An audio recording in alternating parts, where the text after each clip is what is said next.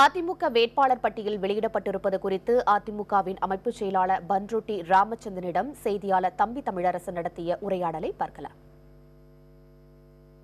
வரும் சட்டமன்ற தேர்தலின் 234 தொகுதிகளுக்குமான அதிமுக மற்றும் அதன் தோழமை கட்சிகளின் வேட்பாளர் பட்டியல் இன்று வெளியிடப்பட்டிருக்கிறது.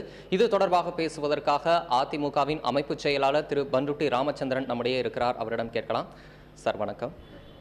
இன்னைக்கு 234 தொகுதிகளுக்குமான அதிமுக மற்றும் தோழமை கட்சிகளின் வேட்பாளர் பட்டியல் வெளியிடப்பட்டிருக்கிறது. உங்களுடைய வெற்றி வாய்ப்பு எப்படி இருக்கு?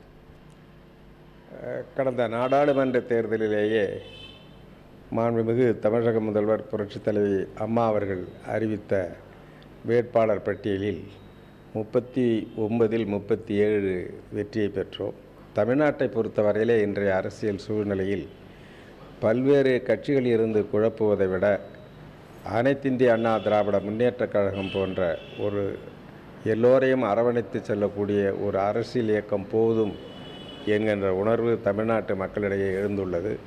ஆகையினாலே நாங்கள் எந்தெந்த இடங்களில் போட்டியிடுவது என்று புரட்சித் தலைவர் அறிவித்திருக்கிறார்களோ அத்தனை இடங்களிலேயும் வெற்றி பெற்றாலும் ஆச்சரியப்படுவதற்கில்லை. இன்றைக்கு வெளியிடப்பட்டிருக்கிற வேட்பாளர் பட்டியலில் அதிமுக கூட்டணியில் 7 தொகுதிகள் மட்டும் கூட்டணி கட்சிகளுக்கு ஒதுக்கப்பட்டிருக்கிறது. குறிப்பாக தமிழக வாழ்வுரிமை கட்சி, ஃபார்வர்ட் பிளாக், அப்புறம் ஜி.கே. வாசன் அதிமுக கூட்டணியில் இணைவார், இது போன்ற பேச்சுக்கள் இருந்த நிலையில் அவர் இந்த மாதிரி தொகுதிகள் ஒதுக்கலை அப்படின்ற ஒரு எதிர்கருத்தும் இருக்கிறது. அதுக்கு உங்களுடைய கருத்து? திருவள்ளுவரே சொல்கிறார், பல்குழுவும் பாழ் செய்யும் உட்பகையும் வேந்தலைக்கும் கொள்குறும்பும் இல்லது நாடு. பல கட்சிகளை வச்சுக்கிட்டு குழப்பத்தையும் தகராறுகளையும் சண்டைகளையும் வளர்த்துக்கிட்டு இருக்கக்கூடியது ஒரு நாடே அல்ல.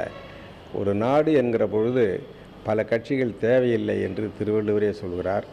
அதே அடிப்படையிலே தான் இன்றைக்கு தமிழ்நாட்டு மக்களும் இருக்கிறார்கள். ஆக தேவையற்ற முறையிலே பல கட்சிகளை வளர்த்து விட்டு அதனாலே பின்னாலே அரசியலில் ஒரு குழப்பம் வேண்டியதில்லை. இன்றைய அரசியல் சூழ்நிலையில் தமிழ்நாட்டு மக்களுக்கு ஏராளமான பிரச்சனைகள் தீர்க்கப்பட வேண்டியவைகளாக உள்ளன.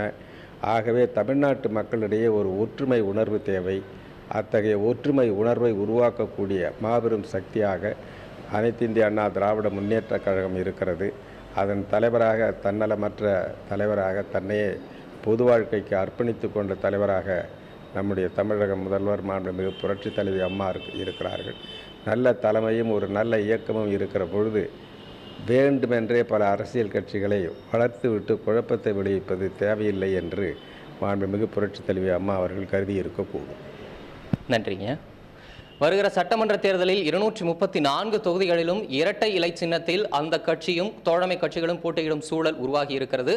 தமிழகம் முழுவதும் மாபெரும் வெற்றியை பெறுவோம் என்று திரு பன்ருட்டி ராமச்சந்திரன் கூறியிருக்கிறார். அவருடைய இந்த எதிர்பார்ப்பு வரும் மே 19ஆம் தேதி உண்மையானதா என்று தெரிந்துவிடும். புதிய தலைமுறைக்காக ஒளிப்பதிவாளர் தினேஷுடன் தம்பி தமிழரசன்.